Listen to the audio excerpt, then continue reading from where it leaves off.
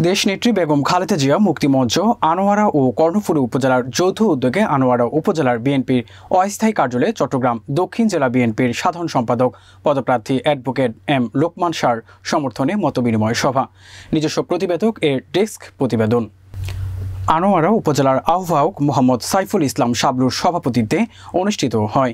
এতে প্রধান অতিথি হিসাবে বক্তব্য রাখেন দেশনেত্রী বেগম খালেদা জিয়া মুক্তিমঞ্চ এর কেন্দ্রীয় সদস্য সচিব সাবেক ছাত্রনেতা অ্যাডভোকেট এম লোকমান শাহ, প্রধান বক্তা কেন্দ্রীয় কমিটির সদস্য মোহাম্মদ মারজান, বিশেষ অতিথি দেশনেত্রী বেগম খালেদা জিয়া মুক্তিমঞ্চ দক্ষিণ জেলার যুগ্ম আহ্বায়ক এম এ রহিম, জসিমউদ্দিন, আলী আব্বাস, মোহাম্মদ জামাল, নুরুল আলম, আব্দুর রহমান, মোহাম্মদ আমির প্রমুখ। ছাত্র দলের রাজনীতি থেকে শুরু করে অঙ্গ সংগঠনের বিভিন্ন পদে দায়িত্ব পালন করেছে। বর্তমানে দেশনেত্রী বেগম খালেদা জিয়া মুক্তিমঞ্চ কেন্দ্রীয় কমিটির সদস্য হিসেবেও দায়িত্ব পালন করে যাচ্ছি। এতগুলো দায়িত্ব যেগুলো পালন করেছে সেখানে কোনো সময় আমি অবহেলা করি নাই, কখনো পিছপা হই নাই এবং সফলভাবে নেতৃত্ব দিয়েছি।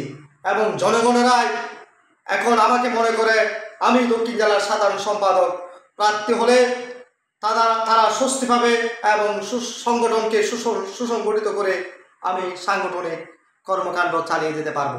এখানে দক্ষিণ জেলার সাধারণ সম্পাদক প্রার্থী আমার নিজের বা একার নয়, এখন দক্ষিণ জেলার আওতাধীন নেতাকর্মী এবং জনগণের দাবির প্রেক্ষিতে আমি দক্ষিণ জেলা বিএনপির সাধারণ সম্পাদক প্রার্থী হয়েছি।